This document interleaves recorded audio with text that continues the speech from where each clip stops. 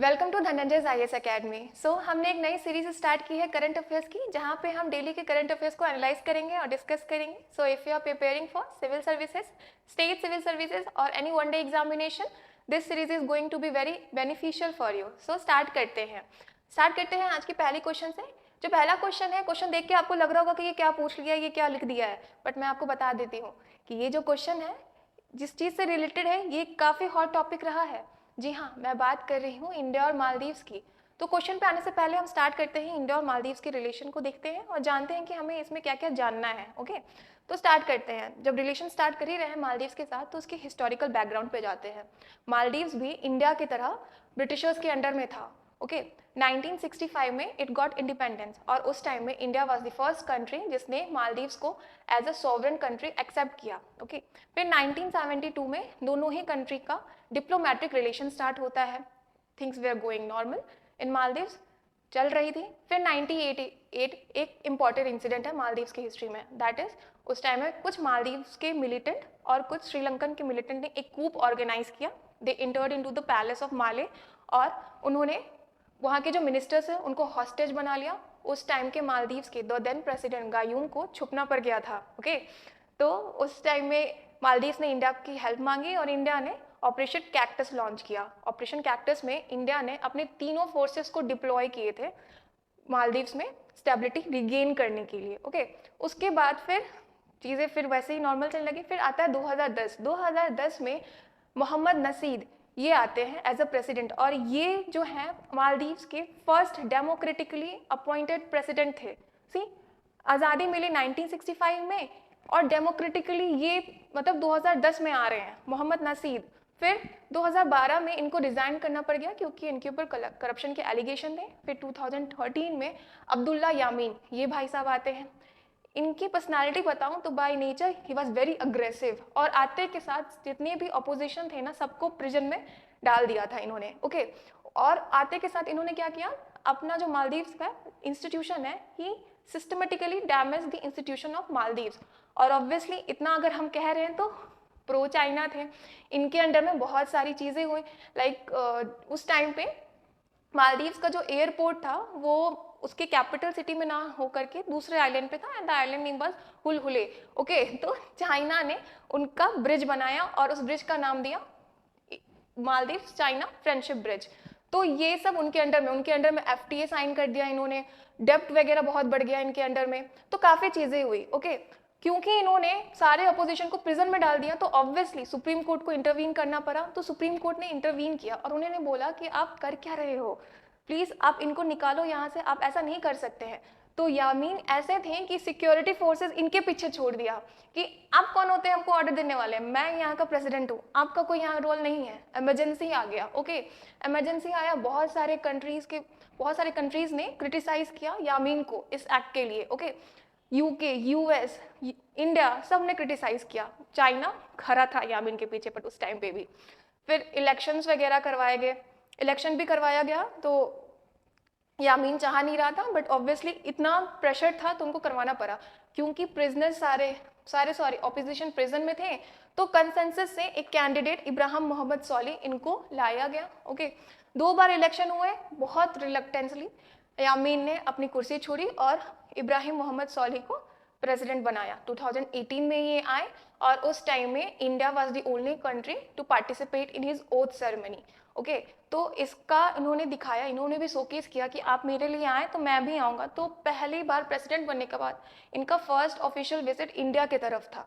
तो this was the whole story. उसके बाद इब्राहिम मोहम्मद सॉली के बाद अभी आए हैं मोइजू साहब, तो वो फिर से प्रो चाइना है। तो आप देख रहे हो यामीन चाइना की तरफ टिल्टेड थे, मोहम्मद सॉली इंडिया की तरफ, अभी मोइजू।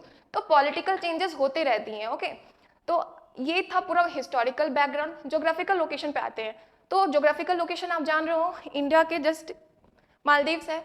एक चैनल है 8 डिग्री चैनल, ये बहुत इंपॉर्टेंट होगा शायद आपके एग्जाम के लिए क्योंकि ऑब्वियसली मालदीव्स बहुत न्यूज़ में रहा है। 8 डिग्री चैनल जो है वो मालदीव्स को इंडिया से सेपरेट करता है। लक्षद्वीप है, लक्षद्वीप में है मिनी कोय आइलैंड, मिनी कोय आइलैंड को मालदीव से ये 8 डिग्री चैनल सेपरेट करता है। बात आई समझ? तो ये था पूरा हिस्टोरिकल बैकग्राउंड मालदीव्स और इंडिया का।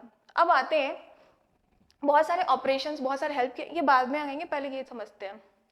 जैसे अभी क्या हुआ कि मतलब जितनी भी सीरीज ऑफ डेवलपमेंट हुई, जिसमें लक्षद्वीप में हमारे ऑनरेबल प्राइम मिनिस्टर गए, उन्होंने फोटो ट्वीट किया और फिर एक कैंपेन रन किया गया, तो एक बात सामने निकल के आई, तो मालदीव तो छोटा सा कंट्री है, इसकी जीडीपी हमसे चलती है, हम इनके यहाँ एज ए टूरिस्ट जाते हैं तो इनके घर का खाना बनता है, तो मालदीव्स हमारे लिए इम्पोर्टेंट नहीं है, मालदीव्स के लिए हम इम्पोर्टेंट है।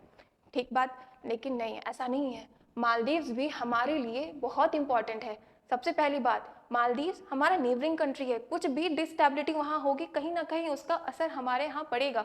जब भी किसी नेबरिंग कंट्रीज में डिस्टेबिलिटी बढ़ती है, हमारे कंट्री में उसका असर पड़ता है। लाइक रिफ्यूजी क्राइसिस होने लग जाते हैं। श्रीलंका में आपने देखा सिविल वार का उसका जो साइड इफेक्ट था क्या पड़ा, हमारे प्राइम मिनिस्टर को अपनी जान गंवानी पड़ गई।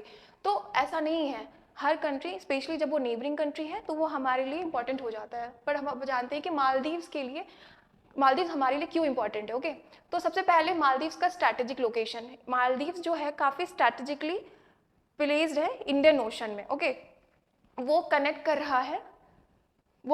रहा है स्ट्रेट ऑफ मलक्का को, जो पर्शियन गुल्फ है उससे। ओके, उसके बाद फिर इंडिया जो है ना, वो अपने आप को as a big brother showcase करता है साउथ एशियन रीजन में। उसका एस्पिरेशन है नेट सिक्योरिटी प्रोवाइडर बनने का, और वो तभी बन पाएगा जब उसको मालदीव्स की हेल्प मिलेगी। ओके, फिर इंडिया का बहुत सारा डायस्पोरा वहाँ पे ऑलरेडी प्रेजेंट है। इंडियन ओशन में जो आपका मालदीव्स है वो एक टोल गेट की तरह प्रेजेंट है, और वो दो चोक पॉइंट, एक है गुल्फ ऑफ एडन और स्ट्रेट ऑफ हर्मुज को कनेक्ट करता है स्ट्रेट ऑफ मलक्का से। दैट इज साउथ ईस्ट, जो साउथ ईस्ट एशियन कंट्रीज है उसको मिडिल ईस्ट से ये कनेक्ट कर रहा है। ठीक है, उसके बाद हाँ, मालदीव्स जो है इंडिया ना असर्ट करता है कि हमें परमानेंट 5 में अपनी सीट चाहिए, तो मालदीव्स भी उस चीज़ के लिए सपोर्ट करता है। सी मालदीव्स हमारे लिए कितना इंपॉर्टेंट है। कमिंग बैक द स्लाइड, जो मैंने अभी बोला कि मैं आपको बाद में बताऊंगी, इंडिया ने मालदीव्स की बहुत सारी हेल्प की है, बहुत सारे ऑपरेशन चलाए थे। ऑपरेशन नीड 2014 में वाटर, ड्रिंकिंग वाटर सप्लाई किया था। ऑपरेशन संजीवनी, इंडिया ने कोविड के टाइम में वैक्सीन और मेडिसिन प्रोवाइड किए थे। और मैंने बताया कि चाइना ने मालदीव्स के साथ मिलकर एक फ्रेंडशिप ब्रिज स्टार्ट की थी, तो उसके अगेंस्ट इंडिया ने ग्रेटर माले कनेक्टिविटी स्टार्ट किया। ग्रेटर माले कनेक्टिविटी क्या है कि Maldives is a island country, बहुत सारे आइलैंड कंट्री स्कैटर्ड अराउंड है। ठीक है, तो उनको कनेक्ट करने के लिए ये ग्रेटर माले कनेक्टिविटी स्टार्ट किया गया था, सारे आइलैंड को ब्रिज के थ्रू कनेक्ट कर दिया जाएगा। और ये जो आपका प्रोजेक्ट है ये मालदीव्स का सबसे बड़ा प्रोजेक्ट है, और मालदीव्स का ही नहीं, इंडिया का भी जो मालदीव्स में करा गया सबसे बड़ा बिगेस्ट इंफ्रास्ट्रक्चर है। So this was all about India Maldives. Now coming back to the question,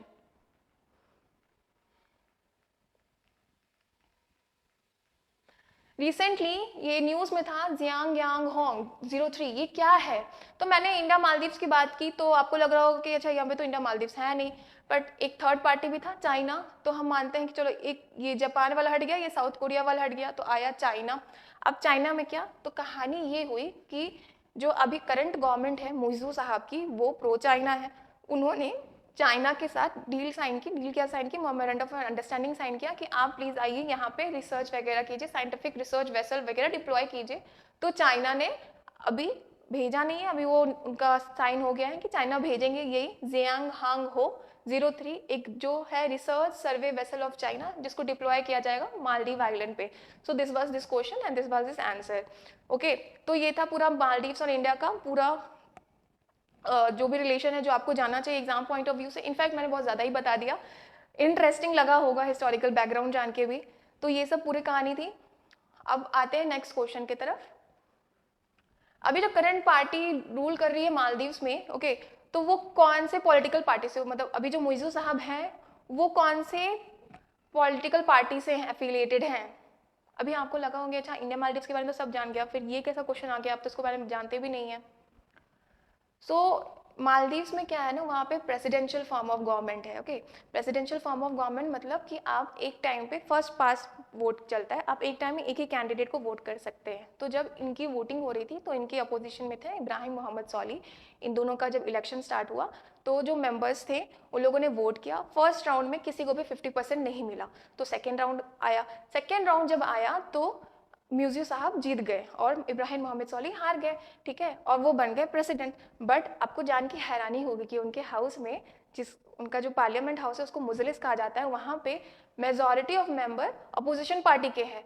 तो आप सोचो प्रेसिडेंट है म्यूजू, बट उनके पार्टी का वहाँ पे मेजोरिटी नहीं है, मेजोरिटी अपोजिशन पार्टी का है, तो कितना डिस्टेबिलिटी होता होगा। हाल में एक वीडियो आई होगी जिसमें आपने देखा होगा कि पार्लियामेंट के अंडर में, मालदीव्स के पार्लियामेंट के अंडर में बहुत ज़्यादा झड़प हो रहा है, लोग एक दूसरे को मार पीट रहे हैं, उस तरह की वीडियो आपने शायद देखा होगा। तो ये वही है, ठीक है। तो हुआ यूँ कि म्यूजू साहब वहाँ पे प्रेसिडेंट हैं, उनका वहाँ चल नहीं रहा, जो सोली साहब है उनके मेंबर्स ज़्यादा हैं, मेजॉरिटी उनकी है, कुछ भी डिसीजन लेना होता है कॉन्सेंसस नहीं आ पाता है। तो यही है। तो जो मोइजू साहब है इसमें से किस पार्टी से एफिलिएट करते हैं, तो वो हैं पीपल नेशनल कांग्रेस के, और जो इब्राहिम मोहम्मद सोली की जो अपोजिशन पार्टी है उसका नाम है मालदीवियन डेमोक्रेटिक पार्टी। ओके, तो पीपल नेशनल कांग्रेस इससे म्यूजू साहब एफिलिएट करते हैं। मालदीव्स की पार्लियामेंट को मजलिस कहा जाता है, और मालदीव्स में मैंने बताया कि आपको प्रेसिडेंशियल फॉर्म ऑफ इलेक्शन होता है, वहाँ पे फर्स्ट टाइम पे अगर कैंडिडेट को 50% नहीं मिलता है तो फिर से वोटिंग करवाई जाती है। तो this was this question. Next question पे चलते हैं। एक और वर्ड आता है वोल्फ वार डिप्लोमेसी। कुछ दिन पहले हिंदू के एडिटोरियल में ये वर्ड आया था, वोल्फ वार डिप्लोमेसी। इसे क्या कहा जाता है ना, जैसे कि ये मेनली चाइना के लिए आया जाता है। वोल्फ वार एक मूवी आई थी 2015 में, चाइनीज मूवी थी, और ये जो वुल्फ वार डिप्लोमेसी है ये टर्म चाइनीज के जो फॉरेन पर्सनल्स होते हैं, जो एक्सटर्नल मिनिस्टर्स होते हैं, उनके लिए ये कहा जाता है। क्यों? क्योंकि जो जब भी कुछ ग्लोबल सिनेरियो में होता है ना, तो चाइना का जो रिएक्शन होता है वो काफ़ी अग्रेसिव होता है। ओके, और ये जो वुल्फ वार जो डिप्लोमेसी है कहीं ना कहीं इंडिया भी इसको अडॉप्ट कर रहा है।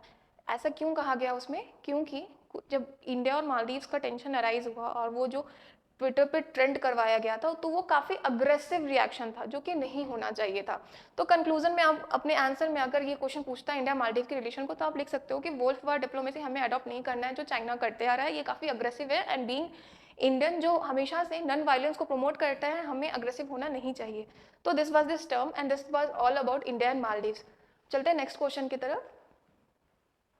फार्मोसा स्ट्रेट है, ओके, ये भी स्टैटिक क्वेश्चन है। आपको लगेगा कि स्टैटिक पूछ रहा है, बट बिलीव मी ये करंट अफेयर्स से रिलेटेड है, और आज के न्यूज़पेपर में ये इससे जो लिंक्ड करंट अफेयर्स है उसकी आर्टिकल आई हुई थी।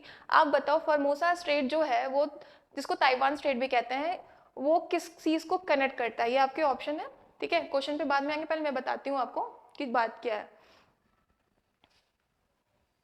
ये है साउथ चाइना सी, ओके। यहाँ पे है साउथ चाइना सी, यहाँ पे है, होप आपको विजिबल होगा, यहाँ पे है चाइना, वियतनाम, लाओस, इन सब की जरूरत नहीं पड़ेगी, हमारा मेन पार्टी इस डिस्कशन में होगा चाइना, वियतनाम। ये जो स्कैटर्ड आइलैंड देख रहे हैं ये है फिलीपींस, ओके। इधर मलेशिया, इनका पार्टिसिपेशन ज्यादा होगा नहीं। यहाँ पे है ताइवान, ठीक है। तो चाइना, अभी मैंने बताया वुल्फ वार डिप्लोमेसी, मतलब उनके जो एक्सटर्नल मिनिस्टर्स हैं वो इतने अग्रेसिव है, तो एज अ कंट्री चाइना सोचिए क्या होगा। तो चाइना का क्लेम है, उनका एक कंसेप्ट है 9 डैश लाइन का, that is 9 dash line. 9 dash line में क्या है ना, कि जैसे ये आप लाइन देख रहे हो, ये है ना, तो चाइना का कहना है ना कि इस 9 डैश लाइन के अंडर में जो भी आइलैंड आ रही है ना वो मेरी है, उस पे सॉवरेन राइट मेरा है, that is the claim of China. अब जब आप ग्लोबल सिनेरियो पे जाओगे तो मैरीटाइम लॉ ये कहता है कि कोई भी कंट्री का टेरिटोरियल एक्सपेंशन होता है 12 नॉटिकल माइल का, that is 12 nautical mile rule. तो आप जैसे देखो ये है यहाँ पे वियतनाम, ठीक है, वियतनाम के पास में ये पार्सल आइलैंड्स हैं, तो ये 12 नॉटिकल माइल के अंदर में आ रहा होगा, तो ऑब्वियसली ये वियतनाम का पार्ट हो जाएगा। लेकिन ये जो है पार्सल आइलैंड ये ताइवान के प्रॉक्सिमिटी में आ रहा है, तो ताइवान भी क्लेम कर रहा है। अब ये यहाँ चाइना है, चाइना कैसे पीछे रहेंगे, इनका भी इस पे क्लेम आ रहा है कि नहीं पार्सल आइलैंड मेरा है, आइलैंड एक क्लेम 3, ओके। एक तो ये हो गया पार्सल आइलैंड का, फिर एक ही है यहाँ पे स्कारबोरो आइलैंड, सो ये भी एक आइलैंड है, बट अब देखो डिस्टेंस इसकी, यहाँ पे है ये फिलीपींस के 12 नॉटिकल माइल के अंडर में आ रहा है, बट चाइना का क्लेम है कि नहीं, ये मारो छोरो से। ताइवान भी क्लेम कर रहा है, ये भी मारो छोरो से। बट अब जब 12 नॉटिकल माइल को फॉलो करते हो तो कहीं ना कहीं आपको देख के ही पता चल रहा है कि नहीं यार ये तो फिलीपींस के पास आना चाहिए था, ये चाइना कहाँ से यहाँ आ रहा है। चलो यहाँ तक समझ में आता है। ये Spratly island, see the distance, यहाँ पे भी दिस चाइना इज क्लेमिंग कि ये मेरा आइलैंड है। सोच लो चाइना का कितना ज्यादा एस्पिरेशन है।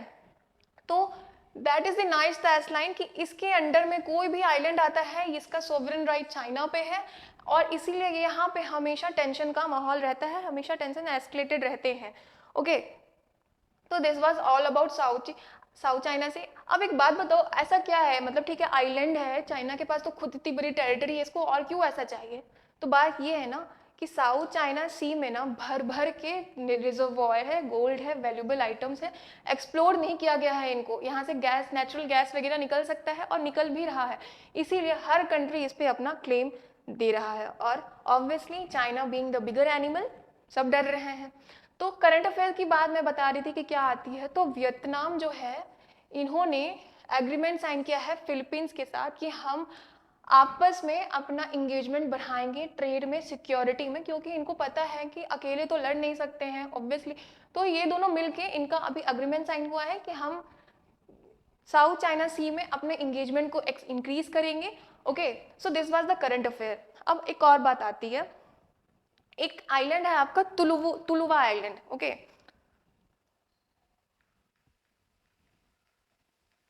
चल जा भाई।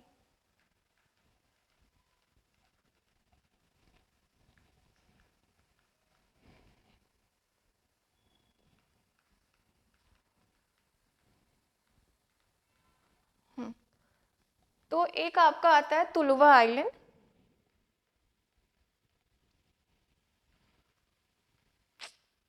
हाँ यहाँ पे है Tuvalu island, sorry Tuvalu island. Tuvalu island कहाँ है, ये पैसिफिक ओशन है, पैसिफिक ओशन के वेस्ट साइड में आता है ये तुवालू आइलैंड। कुछ दिन पहले ये भी न्यूज में था। ओके, क्यों न्यूज में था, तो आपको पता है चाइना और ताइवान की आपस में चलती नहीं है। ताइवान अपना एक इंडिपेंडेंट गवर्नमेंट बना के रखे हुए हैं और ताइवान अपना इंडिपेंडेंट गवर्नमेंट के साथ चलता है।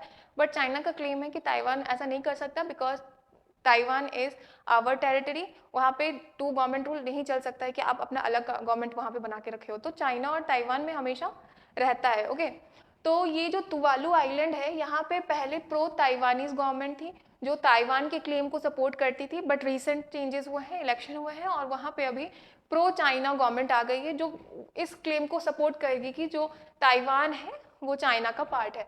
सो ये कुछ दिन पहले न्यूज में था, ये सोलोमन आइलैंड के पास में है तुवालू आइलैंड। ओके, ये ज्योग्राफिकल लोकेशन इसका ध्यान में रखना। अब आते हैं वापस से क्वेश्चन की तरफ। एक मैंने बताया साउथ चाइना सी के बारे में, फिर अभी बताया तुवालू आइलैंड। अब क्वेश्चन पे आते हैं। क्वेश्चन वाज कि फॉर्मोसा स्ट्रेट कहाँ पे है, तो ये है फॉर्मोसा स्ट्रेट। मैंने आपको अभी पूरी कहानी बताई साउथ चाइना सी की, है ना, यहाँ पे साउथ चाइना सी है। साउथ चाइना सी के इधर में आ जाओगे, ये ऐसे लाइन है। ओके, तो ये साउथ चाइना, इधर आओगे तो इधर ईस्ट चाइना सी है। इन दोनों को जो स्ट्रेट कनेक्ट कर रहा है वो है ताइवान स्ट्रेट, जिसको फॉर्मोसा स्ट्रेट भी कहते हैं। तो क्वेश्चन क्या था आपका कि फॉर्मोसा स्ट्रेट किसको कनेक्ट करता है, तो answer would be East China Sea और साउथ चाइना सी को ये कनेक्ट करता है। फॉर्मोसा स्ट्रेट जो है वो ताइवान स्ट्रेट को कनेक्ट कर, जिसको ताइवान स्ट्रेट भी कहते हैं, वो ईस्ट चाइना सी और साउथ चाइना सी को करता है। फॉर्मोसा जलडमरुद्ध, जिसे ताइवान का जलडमरुद्ध के नाम से भी जाना जाता है, निम्नलिखित में से किस समुद्र को जोड़ता है, तो दक्षिण चीन सागर के साथ पूर्वी चीन सागर को ये जोड़ता है। ओके, तो ये था ये क्वेश्चन। और फिर मैंने आपको साउथ चाइना सी के बारे में बता दिया, उससे रिलेटेड जो भी करंट अफेयर्स की जो न्यूज़ अभी आ रहे हैं वो बता दिया। तो इससे ज़्यादा आपको मुझे नहीं लगता है जानना है साउथ चाइना सी के बारे में, इतना I think would be more than enough, but knowledge का कोई वो नहीं रहता है। ठीक है, और एक और बात आपको ध्यान में रखना चाहिए कि साउथ चाइना सी का जो नेबरिंग कंट्री है, मतलब बॉर्डरिंग कंट्री, वो क्या क्या है, तो ऑब्वियसली इतना तो याद अब रहेगा कि वियतनाम, फिलीपींस रहेगा ही रहेगा, ताइवान रहेगा, चाइना रहेगा, उसके अलावा मलेशिया है। ठीक है, ये वियतनाम है, तो ये कंफ्यूज नहीं करना, लाओस नहीं आता। In fact Laos is the only landlocked country in the South East Asia. Okay, तो लाओस तो हटा ही दो पिक्चर से, वियतनाम आ गया, उसके बाद फिर बोर्नियो आइलैंड भी आता है। तो ये सब आपको ध्यान में रखना है ज्योग्राफिकल लोकेशन पे। तो जो मैंने अभी आपको बताया वो यहाँ पे लिखा हुआ है कि साउथ चाइना सी आपका वेस्ट पैसिफिक ओशन में आता है, उसकी बॉर्डरिंग कंट्रीज मैंने बता दिए, मैंने बताया था। पार्सल आइलैंड जो है वो चाइना, ताइवान और वियतनाम के बीच में डिस्प्यूटेड आइलैंड है। स्पार्टली आइलैंड जो है वो चाइना, ताइवान, वियतनाम और फिलीपींस की, और मलेशिया इसमें भी पार्टिसिपेट कर रहा है। स्पार्टली आइलैंड उनका है। फिर स्कार्बो जो है वो चाइना, ताइवान और फिलीपींस का है। फिर मैंने 9 डैश लाइन भी बता दिया कि उसका कंसेप्ट क्या था और उसका रैशनल क्या था चाइना के बिहाइंड। तो ये पूरा था। उसके बाद फिर ये जो है क्यों सब इनके पीछे पड़े हुए हैं, क्योंकि नेचुरल रिसोर्सेज बहुत सारे हैं यहाँ पे। तुवालू आइलैंड मैंने बता दिया। और जो करंट अफेयर रिलेटेड न्यूज़ था कि फिलीपींस और वियतनाम में एग्रीमेंट साइन किया है to avoid incidents South China Sea में, और अपना कॉपरेशन बढ़ाने के लिए कोस्ट गार्ड्स का ये इन्होंने एग्रीमेंट साइन किया है। तो इससे रिलेटेड जो करंट अफेयर की न्यूज़ थी मैंने वो भी बता दिया। ओके, अब चलते हैं नेक्स्ट क्वेश्चन की तरफ। ये काफ़ी फैक्चुअल डाटा है। अभी कुछ दिन पहले न्यूज़ में, आज ही की न्यूज़ में आया है, आज ही के न्यूज़पेपर में आया हुआ है कि इनका ये पूछ रहे हैं कि अभी एक ना पहली बार सेंसस कंडक्ट करवाया गया है स्नो लिपर्ड का। उसमें काउंट किए गए कि कितने स्नो लिपर्ड प्रेजेंट है इंडिया में और स्नो लिपर्ड किस स्टेट में ज़्यादा है। तो ये आई थी रिपोर्ट अभी। ये फर्स्ट साइंटिफिक सेंसस था स्नो लिपर्ड का। स्नो लिपर्ड जो होते हैं बेसिकली हिमालय रीजन में पाए जाते हैं। ओके, और इनका कहा गया कि ये इंडिया में 178 है टोटल इनका नंबर है। और ये इसमें ये भी बताया गया कि सबसे ज़्यादा किस में है, कौन से एरिया में है। तो ये जैसे मैंने लिखा है ना उसी ऑर्डर में है, दैट इज लद्दाख में सबसे ज़्यादा है, फिर उत्तराखंड में एंड हिमाचल में और फिर अरुणाचल प्रदेश में। ओके, लद्दाख में ज़्यादा है। आपने एक सुना होगा हेमिश नेशनल पार्क, इसका नाम सुना होगा। इसको ना snow leopard capital of the world कहा जाता है, क्योंकि यहाँ पे ना बहुत सारे स्नो लिपर्ड मिलते हैं। तो ये जो हेमिश नेशनल पार्क है वो कहाँ है, वो है लद्दाख में। ओके, तो this was this all question about, ये था इसका आंसर।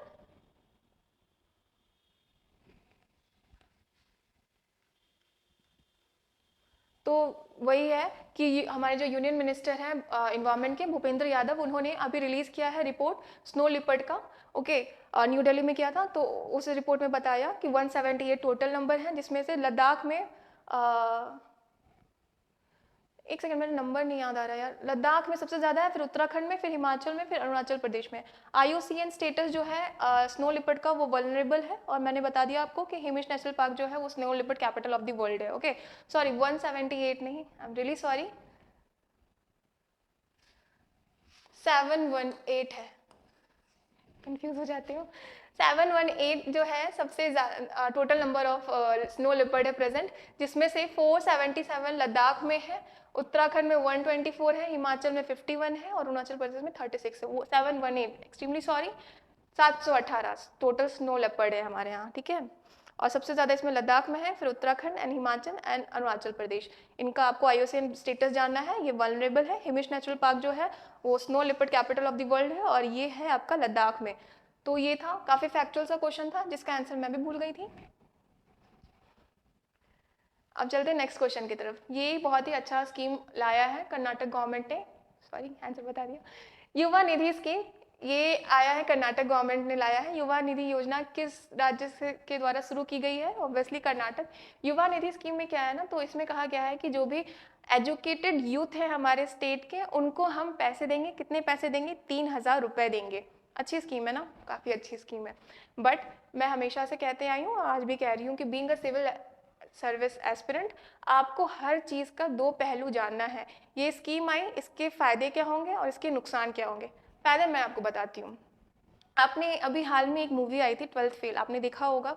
उसमें जो मेन कैरेक्टर थे, जो मेन प्रोटैगनिस्ट थे, आपने उनकी स्ट्रगल देखी, किस तरह से उन्हें पैसों के लिए, रहने के लिए, सर्वाइव करने के लिए, अपने फैमिली को सपोर्ट करने के लिए आटा चक्की मिल पे काम करना पड़ता था, लाइब्रेरी वगैरह जाना पड़ता था। अगर मान लीजिए जो उनके पास इस तरह की स्कीम का लाभ पहुंचता, तो क्या वो ये सब काम करते? उनका 4th अटेम्प्ट लगता? नहीं लगता। ठीक है, तो इस तरह की जो स्कीम है ये ऐसे लोगों को हेल्प करता है जो अपने लिए अच्छा चाहते हैं। ओके, अब आते हैं इसके दूसरे पहलू पे। मान लीजिए कि 12th फेल में एक और कोई कैरेक्टर है, कोई हाइपोथेटिकल कैरेक्टर है, वो मनोज जी जो थे उसमें उसके जस्ट अपोजिट है। वो जितना वो होता है ना, वो जितना काम कर रहे थे, वो जितना पढ़ने को लेके हार्ड वर्किंग थे, वो उतना ही उसका अपोजिट। अब सेम स्कीम उनको मिल रहा है तो कहीं ना कहीं वो तो आराम से बैठ जाएगा, वह तो वैसे ही पढ़ाई कर नहीं रहे थे, अब ये स्कीम मिल गया तो वो और नहीं पढ़ेंगे। तो हर चीज़ की दो पहलू होती है, ठीक है। तो ये जो युवा निधि स्कीम है, ये कहीं ना कहीं एक कंसेप्ट आता है यूनिवर्सल बेसिक इनकम, इस चीज़ को प्रमोट करता है। पहले पढ़ते हैं यूनिवर्सल बेसिक इनकम के बारे में क्या होता है ये। तो मैंने जो बताया कि सीएम जो सिद्धारमैया है कर्नाटका के, उन्होंने एजुकेटेड अनएम्प्लॉयड यूथ को 3,000 रुपये का फाइनेंशियल हेल्प देने का बोला है, पर मंथ हम देंगे जॉबलेस एजुकेटेड अनएम्प्लॉयड यूथ को। ओके, तो ये जो इनका स्कीम है ये कहीं ना कहीं यूनिवर्सल बेसिक इनकम को प्रमोट कर रहा है। ये यूनिवर्सल बेसिक इनकम क्या है कि आप किसी को भी रेगुलर अनकंडीशनल कैश पेमेंट दोगे, ओके, बिना किसी इररिस्पेक्टिव ऑफ उनका क्या मतलब स्टेटस है, क्या बैकग्राउंड है, हर चीज़ के इररिस्पेक्टिव आप उनको यूनिफॉर्मली डिस्ट्रीब्यूट करोगे। ये है यूनिवर्सल बेसिक इनकम। बात करते हैं इस यूनिवर्सल बेसिक इनकम की। तो सबसे पहले जानते हैं प्रोस। मैंने आपको सबसे पहले बताया मनोज शर्मा का एग्जांपल देके कि अगर मिल जाता है उनको पैसा तो वो उनके लिए हेल्पफुल होगा, वो अपनी करियर बिल्डिंग में और ज़्यादा, वैसे तो उन्होंने अपना करियर जो उनको बनाना था बना लिया, बट वो उनको इतनी परेशानियों का सामना नहीं करना पड़ जाता। दूसरा क्या इसका प्रोज आता है ना कि जैसे मान लीजिए कि कोई भी स्कीम आती है, कोई भी पॉलिसीज आती है गवर्नमेंट की, तो टारगेट ग्रुप तक पहुंचाने के लिए बहुत सारे इंटरवेंशंस को क्रॉस करना पड़ता है। बट अगर मान लो कोई ऐसी स्कीम है जो यूनिफॉर्मली सबको मिलने वाली है तो गवर्नमेंट को ईजी होता है क्योंकि यहाँ पे कोई टारगेट ग्रुप नहीं है। ओके, तो ये सिंपल और एफिशिएंट होता है एडमिनिस्टर करने के लिए, क्योंकि यहाँ पे कोई आपको ढूंढना नहीं है कि अच्छा ये टारगेट ग्रुप है, हमको इस तक अपनी पॉलिसी का फायदा पहुंचाना है। नहीं, यहाँ पे सबको देना है तो एक बटन दबाया सबको चला गया। तो ये सिंपल है, एफिशिएंट है एडमिनिस्टर करने के लिए। उसके बाद फिर ऑब्वियसली पैसे अगर आप दे रहे हो तो आप पॉवर्टी ट्रैप में अगर कोई फंसा हुआ है तो उसको तो वहां से निकाल रहे हो, तो ये दूसरी होगी।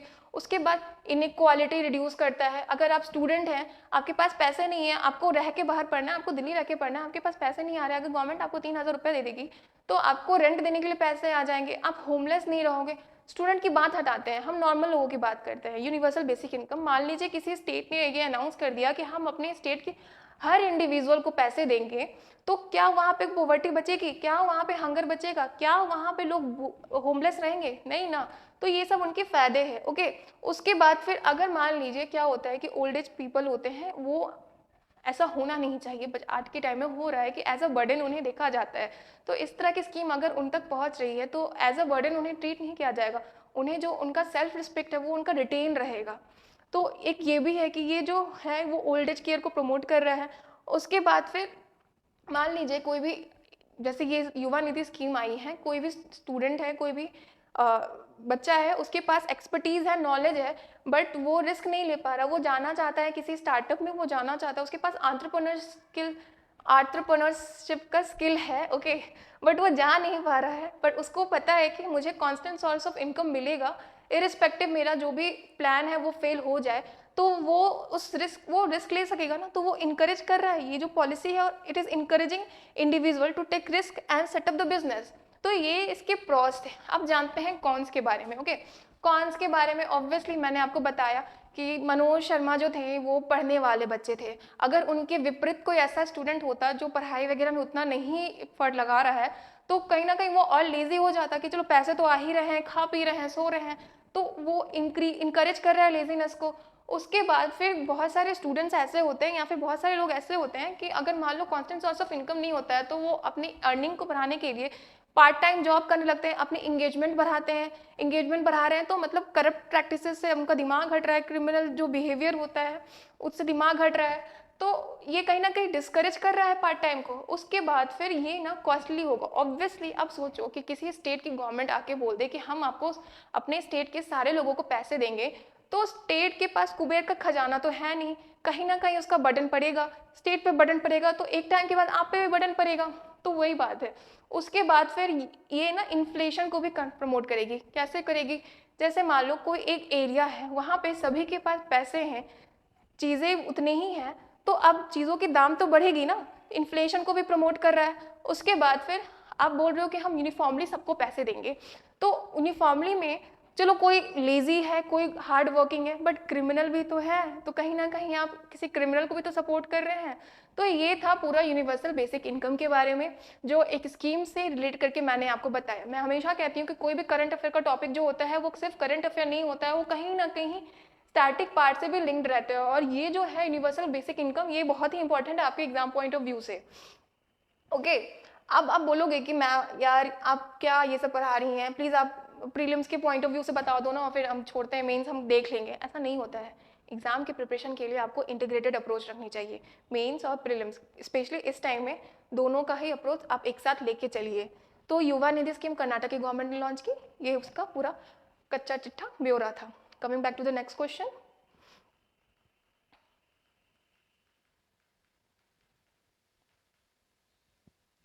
ये भी फैक्चुअल सा क्वेश्चन है कि फर्स्ट नेशनल कॉन्फ्रेंस हुआ है सीवीड कल्टीवेशन का, वो कहाँ पे हुआ है? सीवीड, सीवीड को हिंदी में कहते हैं समुद्री शैवाल, ठीक है। समुद्री शैवाल की खेती को बढ़ावा देने पर पहला राष्ट्रीय सम्मेलन कहाँ आयोजित किया गया है, ये आपका क्वेश्चन है। सी फीड क्या होता है? ये समुद्र में ऑब्वियसली पाए जाते हैं। ये आपने देखा होगा कि अब मतलब वीडियोस वगैरह में देखते होंगे कि बिल्कुल एक होता है ना, एक चटाई की तरह हरा रंग का बिछा हुआ रहता है समंदर वगैरह पे, कहीं कहीं रिवर पे भी बिछा रहता है। आप उसको शायद लोकल लैंग्वेज में काई कहते होंगे, या फिर उसको अलगी भी हम जानते हैं। वो बिल्कुल जटिलदार सा होता है ना, वही ये सीवीड। ओके, तो ये इसको ना प्रमोट करने के लिए कॉन्फ्रेंस आयोजित की गई थी। अब आप पूछोगे कि सीवुड को प्रमोट करने के लिए, एक तो नाम में ही वीड आ रहा है, ऊपर से सी का वीड, इसको क्यों प्रमोशन करना है? इसकी बहुत सारी यूजेस है। सबसे बड़ी यूजेस क्या होती है ना कि ये जो है आपका बहुत हाई सोर्स ऑफ प्रोटीन है। क्या होता है, जो मैंने आपको बताया कि जाली नुमा सा हरा रंग का आपको दिखेगा सी वगैरह में, किनारे किनारे में आपको कोस्टल एरिया में आपको काई जैसा ही दिखेगा, ठीक है। इसको क्या करते हैं, इनको एक्सट्रैक्ट करते हैं, ड्राई करते हैं, पाउडर फॉर्म बनाते हैं, और लोग इसको as a super food use करते हैं। जो स्पेस एस्ट्रोनॉट हैं उनको बिल्कुल थोड़ी सी अमाउंट में बोली जाती है कि आप इनको खाना, आपका प्रोटीन का जो भी रिक्वायरमेंट है ये इसको फुलफिल कर देगा। ये है सीवीड। इसका यूज़ आपको बहुत सारे इंडस्ट्रीज में मिलता है, इससे अगर अगर निकलता है, कॉस्मेटिक इंडस्ट्रीज में इसका यूज़ होता है। ओके, उसके अलावा एक बायोप्लास्टिक्स टर्म आपने सुना होगा। बायोप्लास्टिक मतलब ऐसा प्लास्टिक जो डिग्रेडेबल हो, तो ये सीवीड से बन रहा है। तो अब आप सुनो, इतना जानो कि अगर किसी चीज़ का इतना ज़्यादा एप्लीकेशन है तो क्यों नहीं इस पे कॉन्फ्रेंस होगा, क्यों नहीं हम इसको प्रमोट करेंगे? ऑब्वियसली करेंगे। तो ऐसा पहला कॉन्फ्रेंस ऑर्गेनाइज किया गया था, और क्वेश्चन में पूछ रहा है कि ये आपका ऑर्गेनाइज कहाँ किया गया था। तो ऑब्वियसली सीवीड, मैंने आपको बताया कि मैरी ये समंदर में मिलता है, तो कोई ना कोई कोस्टल एरिया में होगा, बट ऑप्शन में तो सारे ही कोस्टल वाले हैं। फिर आपको दिमाग में आएगा कि नहीं, केरला ही कर सकता है, क्योंकि केरला बहुत सारे काम करते रहता है। बिल्कुल करता है, बट केरला आंसर नहीं है, इसका आंसर है गुजरात। ओके, तो नेशनल कॉन्फ्रेंस हुआ था organise, promotion on seaweed cultivation, ठीक है। ये चेयर्ड किया गया था union ministry of fisheries and animal husbandry, वो हुआ था कोरी क्रीक कच्छ में। ओके, कच्छ गुजरात में इसका कॉन्फ्रेंस को ऑर्गेनाइज किया गया था। ओके, सीफीड के बारे में लिखा है कि एक मैक्रोस्कोपिक अलगी होता है, ठीक है। मैंने बताया जाली नुमा सा होता है, तो अगर आप सोचोगे अलगी है, प्लांट है, तो इसके पैर हाथ होंगे, रूट्स होंगे, ब्रांचेस होंगे, नहीं ऐसा नहीं होता, ये डिवाइड होता है। इनको ना ट्रू रूट्स होता है, ना स्टेम होता है, ठीक है, ना लीव होता है। ये ना मराइन और शैलो कोस्टल वाटर या फिर ब्रैकिश वाटर में ग्रो करते हैं और रॉकी सोर्स पे रहते हैं। तो ये सीवीड्स के बारे में थी। ओके,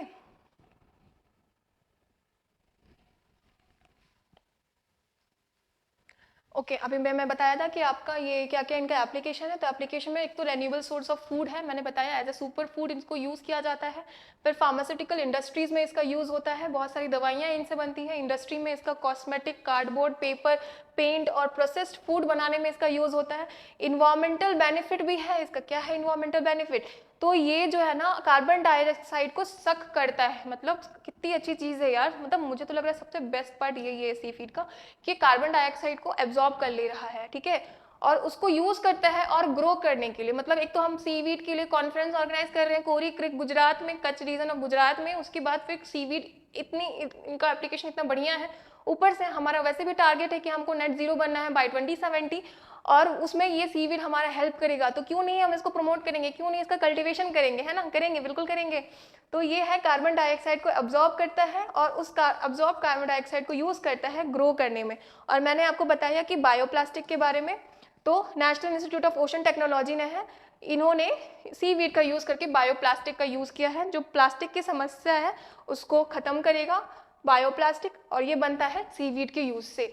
तो ये थी पूरी सीवीड की कहानी। सी अगर कोई फैक्चुअल क्वेश्चन होता है, जैसे मैंने बोला कि ये कहाँ पे हुआ, ओके अगर आप सिर्फ पढ़ के निकल जाते हैं कि अच्छा सीवीट का प्रमोशन के लिए कॉन्फ्रेंस ऑर्गेनाइज हुआ था, गुजरात में हुआ था, तो आप मगडप करके जाते, एग्जाम में जाके आप नहीं होंगे, कोई दूसरा नहीं होगा, तीसरा कोई ना कोई कंफ्यूज होगा, क्योंकि मगडप चीज ना याद नहीं रहती है। बट किसी भी करंट अफेयर्स को, फैक्चुअल फैक्ट को अगर आप कहीं ना कहीं से रिलेट करके पढ़ेंगे ना, तो वो आपको याद हो जाएगा।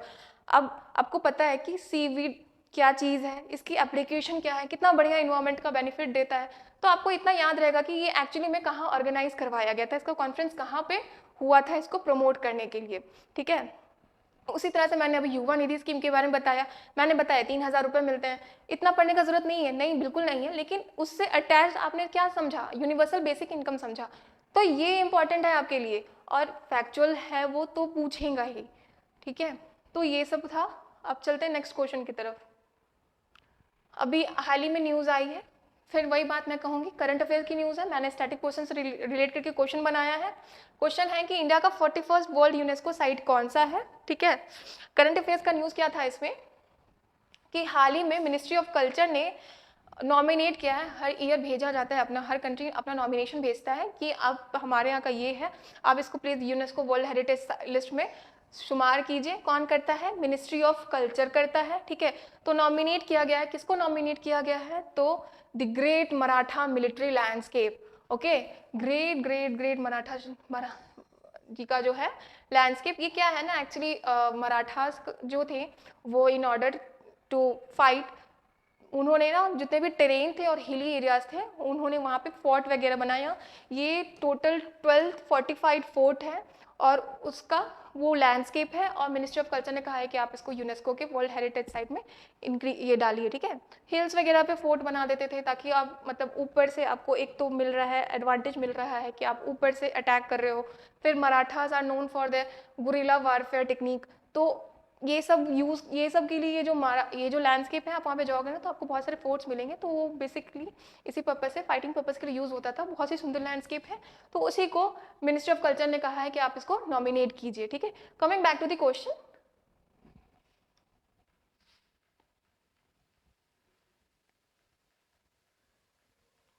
कि इंडिया का 41st वर्ल्ड यूनेस्को साइट कौन सा है, लास्ट ईयर आया था, शांति निकेतन, होयसाला, धोलावीरा। निम्नलिखित में से कौन विश्व यूनेस्को साइट है, भारत के 41st, शांति निकेतन, बेलूर का होयसाला मंदिर, धोलावीरा काकतीय रुद्रेश्वर टेम्पल। तो शांति निकेतन है आंसर इसका, 41st यूनेस्को साइट है। शांति निकेतन क्या है, ये हमारे जो रविंद्रनाथ टैगोर जी हैं इनके द्वारा स्थापित किया गया था, ये एजुकेशन सेंटर है, ओके। और फिर वो 41st था, और इसी लिस्ट में होयसाला को भी शामिल किया गया था, ओके। और अगर मान लो मराठा मिलिट्री लैंडस्केप भी शुमार हो जाता है तो हमारे पास टोटल 43 यूनेस्को साइट हो जाएंगे। इसका मतलब इंडिया में अभी टोटल यूनेस्को साइट कितने हैं, 42 अभी। अगर मराठा अभी सिर्फ नॉमिनेट हुआ है, मराठा लैंडस्केप अगर पास हो जाता है तो फिर हो जाएंगे 43, okay. That was this question. अब चलते हैं नेक्स्ट क्वेश्चन के लिए। नेक्स्ट क्वेश्चन बहुत ही इंपॉर्टेंट है आपके लिए, ऑब्वियसली इकोनॉमिक सर्वे। इस बार मैं कहूँगी कि आप जब इकोनॉमिक सर्वे निकालोगे ना, इसका पीडीएफ देखोगे तो उसके फर्स्ट पेज पे लिखा हुआ है कि this is not the economic survey, क्योंकि अभी इलेक्शन आने वाले हैं ऑब्वियसली, तो इलेक्शन से पहले इकोनॉमिक सर्वे नहीं लाया जाता है, बजट आता है, वो भी इंटरिम बजट होता है। तो इकोनॉमिक सर्वे क्वेश्चन है कि कौन पब्लिश करता है, ओके। तो मैं आपको बताती हूँ इकोनॉमिक सर्वे के बारे में। तो इस बार जो एक सर्वे आया है ना, उसमें टोटल 74 पेजेस है, छोटी सी आई है, नॉर्मली इतनी पतली नहीं होती है, बच्चे देख के खुश हो जाएंगे, पर खुश होने की बात नहीं है। अगर गवर्नमेंट इलेक्ट होती है फिर आती है तो फिर ये लाएंगी, ओके। तो 74 पेजेस का इनका सर्वे है। इस सर्वे में टोटल 2 चैप्टर है। सर्वे का टाइटल है इंडियन इकोनॉमिक रिव्यू, 2 चैप्टर्स हैं। एक चैप्टर में आपका 1947 से लेकर 2014 का जो भी प्रोग्रेस हुआ था, जो भी घटनाएं हुई थी उसके बारे में जिक्र किया गया है। दूसरे चैप्टर में 2014 से लेके अभी तक का, 2014 क्यों, क्योंकि उस टाइम में करंट गवर्नमेंट पावर में आई थी, तो 2014 से लेके 2024 तक का पूरा ब्यौरा लिखा हुआ है, ओके। फिर उसमें ना चैलेंजेस जो है अभी जो प्रेजेंट ग्लोबल सिनेरियो में क्या चल रहे हैं, जैसे मैंने कल के क्लास में बताया था, अगर आपने अटेंड किया होगा तो आपको पता होगा, अगर नहीं किया है तो कोई बात नहीं, फिर भी आपको पता होगा कि रेड सी में अभी डिस्टेबिलिटीज चल रही हैं जिसके चलते सप्लाई चेन पे इम्पैक्ट पड़ रहा है। उसके बाद आज के टाइम में AI बहुत ही खतरनाक चीज़ बन के उभर के आ रहा है। इंडिया जो है वो IT में बहुत ज़्यादा एक्सपोर्ट करता है, तो अगर AI आ जाएगी तो कहीं ना कहीं IT पे, जो IT का जो सेक्टर है जो एक्सपोर्ट कर रहा है उस पर बहुत बुरा असर पड़ेगा। तो ये सब जो अपकमिंग चैलेंजेस है इसके बारे में बताया गया है। उसके बाद कुछ कुछ बातें बताई गई कि कैसे ट्रांजिशन हुआ पहले के टाइम से लेके अभी के टाइम में। ट्रांजिशन इन द सेंस कि पहले हमारा क्लोज इकोनॉमी होता था, अब ओपन हो गया है। अभी का जो टाइम है वो टेक्नोलॉजिकली ड्रिवन टाइम है, मोबाइल्स आ गए हैं, लैपटॉप्स आ गए हैं, बहुत सारे सॉफ्टवेयर्स आ गए हैं, तो ये सब हमारी चैलेंजेस वगैरह है। ठीक है, तो ये सब इकोनॉमिक सर्वे इस बार में लिखा हुआ था। तो इसमें पूछ रहा है क्वेश्चन में कि इकोनॉमिक सर्वे कौन पब्लिश करता है, तो मिनिस्ट्री ऑफ फाइनेंस जो है वो पब्लिश करते हैं। ओके, अब बात करते हैं इकोनॉमिक सर्वे की। तो मतलब ऑब्वियसली लास्ट ईयर से ग्लोबल GDP का जो वो रहा है ना, ग्रोथ रहा है वो ना 3% रहा है। पर इंडिया का ना प्रोजेक्ट 7 मतलब इस सर्वे ने इंडिया में प्रोजेक्ट किया है कि उनका जो GDP रहेगा वो 7.2 रहेगा, और कंसिक्यूटिवली हमारा जो GDP है वो 7% से ग्रो कर रहा है। ग्लोबल सिनेरियो पे 3% कर रहा है, और इसका इनको एट्रीब्यूशन भी दिया गया है कि किस कारण से ये बढ़ रहा है। तो ये है पब्लिक सेक्टर इन्वेस्टमेंट में हमारा बढ़ रहा है, फिर हमारा जो फाइनेंशियल स्ट्रक्चर है वो काफ़ी रोबस्ट है, उसके बाद फिर नॉन फूड क्रेडिट एक्सपेंशन वगैरह। तो ये सब बताया गया है कि रीजंस हैं क्यों हमारा जो GDP वगैरह है इतना बढ़िया रहा है despite of global economic challenges. Okay, उसके बाद हाईलाइट समझते हैं कि इस मतलब बहुत छोटी सी मतलब सर्वे आई हुई है, ज़्यादा कुछ पढ़ना नहीं है, कुछ हाईलाइट्स है वो जान लेते हैं। क्या है हाईलाइट? को इंडिया ने, मैंने बताया कि एक्सपेक्ट किया है कि ये 7.2% से हम ग्रो करेंगे फाइनेंशियल 2024 में, और इंडिया जो है अपने आप को वर्ल्ड 3rd लार्जेस्ट इकोनॉमी बताएगा, जस्ट USA और UK के बिहाइंड। उसके बाद क्यों कर रहा है? तो इनिशिएटिव आ रहा है skill India mission, startup India, stand up India, और फिर increase female participation in human capital formation. तो ये सब के चलते हमारा जो लक्ष्य है वो हम पा लेंगे। फिर बताया कि ग्रॉस एनरोलमेंट रेशियो जो है हमारा डबल हो गया है, 58.2% हो गया है 24.5% से। तो ये जिस्ट था एक इकोनॉमिक सर्वे का। ठीक है, इसे इकोनॉमिक सर्वे का मैंने आपको बताया, इसका जो इकोनॉमिक सर्वे का टाइटल था Indian economy a review. Okay, उसके बाद फिर 74 पेजेस की थी, 2 चैप्टर्स था। पहला चैप्टर था Indian economy past present and future, इसमें बात की गई थी 1947 से लेकर 2014 का क्या क्या चैलेंजेस था उसको ओवरकम क्या किया। फिर उसमें ये भी बताया कि जो GDP था पहले के टाइम में वो ग्लोबली हमारा कंट्रीब्यूशन 23% का था, जो आज़ादी के बाद 3.4% हो गया। उसके बाद उस टाइम में हमने बहुत सारे ट्रांजिशन बनाए। ट्रांजिशन क्या क्या बनाया मैंने बताया आपको कि LPG रिफॉर्म्स लाए गए, क्लोज इकोनॉमी जो था उसको हमने पब्लिक सेक्टर इकोनॉमी बनाया। पहले क्या था कि हमारा जो भी इन्वेस्टमेंट था वो पब्लिक इन्वेस्टमेंट था। उसके बाद फिर हमने लेकिन इस ट्रांजिशन फेज में पब्लिक प्राइवेट सेक्टर में इन्वेस्टमेंट बढ़ा है। फिर सेकेंड चैप्टर है, उसमें बोल रहा है कि ग्लोबली बहुत सारा ग्लोबल चैलेंजेस है इकोनॉमी में, फिर भी इंडिया रेजिलिएंट है। रेजिलिएंट का मतलब क्या होता है ना कि अगर आप किसी चीज़ को कितना भी तोड़ मरोड़ करो वो वापस से अपनी ही अवस्था में आ जाए, उसका मतलब होता है रेजिलियंस। तो इस चैप्टर 2 का टाइटल था व्हाट मेड इंडिया रेजिलिएंट। क्या इंडिया को, ऐसा क्या है इंडिया के पास जो इंडिया को इतना रेजिलिएंट बनाता है। ठीक है, तो उसमें बोला गया कि इन्वेस्टमेंट इंक्रीज हो रहा है। उसके बाद बहुत सारे हम लोग रिलेशन बना के आ रहे हैं, बहुत सारे स्टेप्स लिए जा रहे हैं गवर्नमेंट के द्वारा। पब्लिक प्राइवेट पार्टनरशिप को इंक्रीज किया जा रहा है। फिर हम अपना मैन्युफैक्चरिंग सेक्टर को बढ़ाने के लिए PLI स्कीम ला रहे हैं। उसके बाद फिर हम बहुत सारे रोड्स और हाईवेज बना रहे हैं अंडर सागरमाला, ये सब की बात कही गई है। बहुत सारी स्कीम भर भर के दे रखे हैं, तो उसमें ये बात कही गई है। उसके बाद फिर ये भी कहा गया है कि हम फीमेल पार्टिसिपेशन रेशियो बढ़ा रहे हैं, फीमेल का लेबर फोर्स में पार्टिसिपेशन रेशियो बना रहे हैं। क्यों बना रहे हैं? तो वर्ल्ड बैंक ने कहा है कि इंडिया का जो एस्पिरेशन है ग्लोबल इकोनॉमी में सुपर पावर एकदम डेवलप बनने का, इंडिया का एस्पिरेशन है कि 2047 तक हम डेवलप्ड कंट्री में आ जाएंगे। तो इसको शुमार होने के लिए इंडिया को ज़रूरत है अपनी वुमेन की पार्टिसिपेशन रेशियो इंक्रीज करने की। तो इसके लिए भी गवर्नमेंट ने क्या क्या स्कीम लिए हैं ये सब उस सर्वे में लिखा हुआ है। तो ये पूरा जिस्ट था इकोनॉमिक सर्वे का जो आपका कल आया है। ठीक है, एक और बात है कि अभी बजट सेशन चल रहा है। बजट सेशन चलता है आपका फरवरी से मई से, जो हमारा 3 सेशन टोटल होता है। एक होता है बजट सेशन, एक होता है मॉनसून एंड विंटर सेशन में आपको पता होगा लास्ट ईयर 146 एमपीज को सस्पेंड कर दिया गया था। जो ये सस्पेंशन था वो कुछ टाइम तक के लिए ही था। अब वापस से क्योंकि नया सेशन आ गया है वो वापस से ज्वाइन कर सकते हैं। तो ये भी आज छोटी सी आर्टिकल न्यूज़पेपर में आपको प्रेजेंट मिलेगी। तो ये था पूरा न्यूज़ जो आज के पेपर में आपको दिखा होगा या फिर आसपास के घटना चक्र में आपको दिख जाएगा। ओके, तो मिलते हैं कल, तब तक के लिए thank you and take care.